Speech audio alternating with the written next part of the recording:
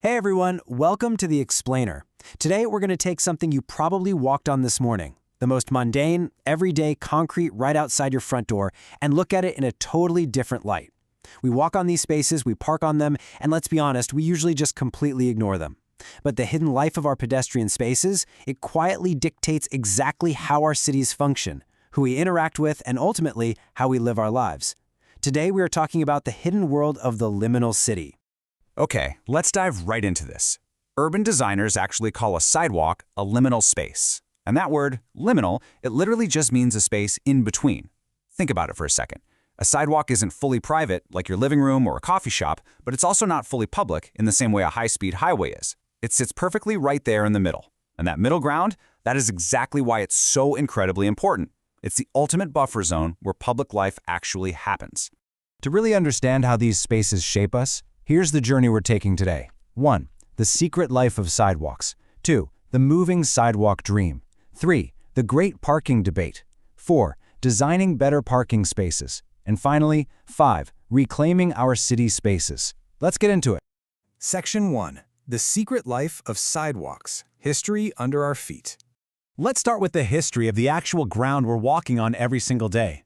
Sidewalks have this wildly fascinating history, and they were born entirely out of necessity. If we look way back to 79 AD in ancient cities like Pompeii, they already had these raised stone paths. And why? Well, to keep pedestrians out of the mud, the raw sewage, and safely away from heavy, barreling carts. But fast forward to the 1300s, in places like medieval London, and these dedicated paths basically vanished. The streets devolved into chaotic, shared spaces where you literally had to dodge horses, waste, and huge crowds all at the exact same time. It actually wasn't until the 1600s to 1800s, right during rapid industrialization, that the modern, dedicated sidewalk finally emerged. Cities were just getting way too crowded, and separating vulnerable people from fast-moving vehicles became a literal matter of survival. But here's what you really need to take away from this.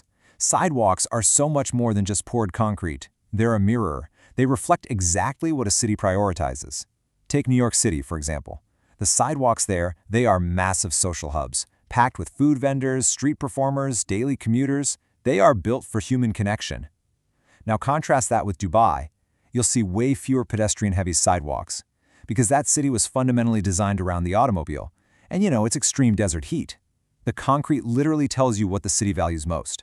Now, what's really interesting here is how culture, climate, and transportation absolutely dictate the shape of our sidewalks on a global scale. Look at incredibly dense cities like Paris or Tokyo. The sidewalks there might be physically narrow, but they're alive, used for walking, window shopping, even doubling as pop-up cafe spaces. Then look at car-focused cities like Los Angeles or typical US suburbs. The sidewalks might be incredibly wide and perfectly paved, but they're often completely empty because everyone's just driving.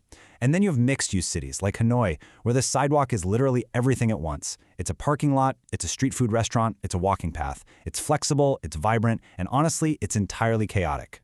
Section 2. The moving sidewalk dream. The automated city.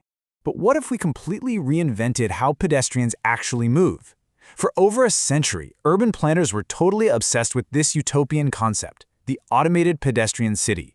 This wild, futuristic idea was first introduced to the world way back at the 1900 Paris Exposition Universelle. And decades later, pop culture, like the cartoon The Jetsons, totally cemented this idea into our collective brains. The dream was that you could just step out of your front door, hop onto a continuous gliding pavement, and effortlessly travel across the entire city without even breaking a sweat. I mean, it sounds amazing, right? So here is the big question. If they're so incredibly convenient, why didn't moving sidewalks completely take over our cities? Why do we only see these travelators in airports, hospitals, or theme parks today?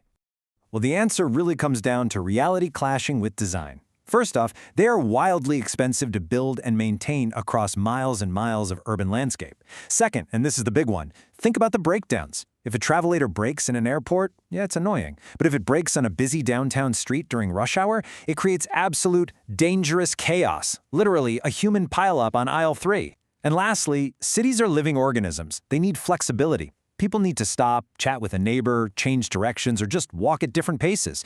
A fixed-speed mechanical system simply strips away all that natural flow of human urban life. Section 3. The Great Parking Debate. Storing cars in the city. And that brings us to the primary antagonist of pedestrian spaces, the automobile. In the early 1900s, cars were pretty rare, so you basically just parked wherever you wanted. No big deal. But then came the massive mid-20th century car boom. Cities responded by literally bulldozing entire buildings just to build massive parking lots. And the sheer scale of this is staggering. Today in the United States, there are actually more parking spaces than there are actual people. Just think about your local shopping mall, right? Surrounded by a sea of thousands of asphalt spots, and a huge chunk of them sit completely empty for most of the year. This massive oversupply brings us to a huge, ongoing debate in urban planning right now. Should parking be free? On one side of the argument, free parking is undeniably convenient for workers and families. Plus, a lot of folks argue it's absolutely essential to support local businesses by making it easy for customers to actually visit. But on the flip side, urban planners argue that free parking isn't really free at all. It strongly encourages more car use, which directly leads to worse traffic and higher pollution. Not to mention, it wastes incredibly valuable city land that could easily be used for things we actually need, like housing or parks.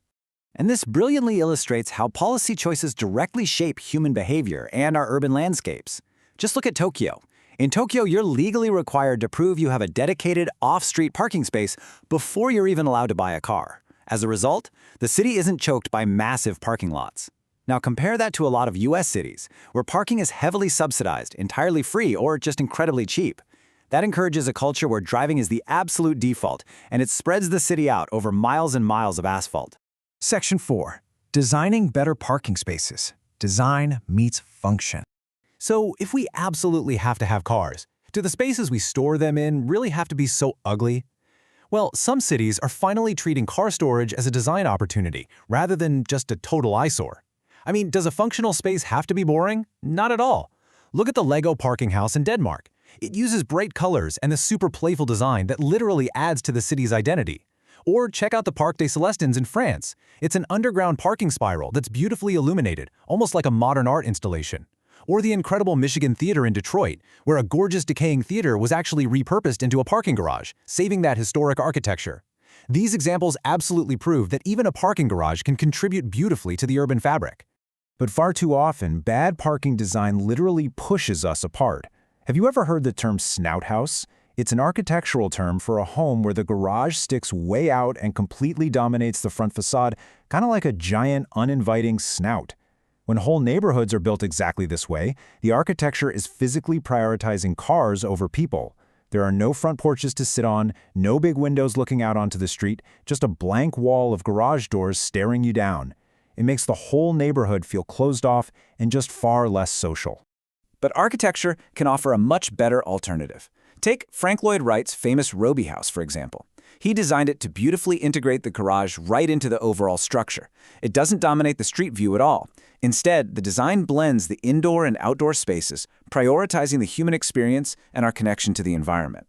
It proves architecture can connect us to our surroundings rather than isolating us behind a giant metal garage door. Section 5.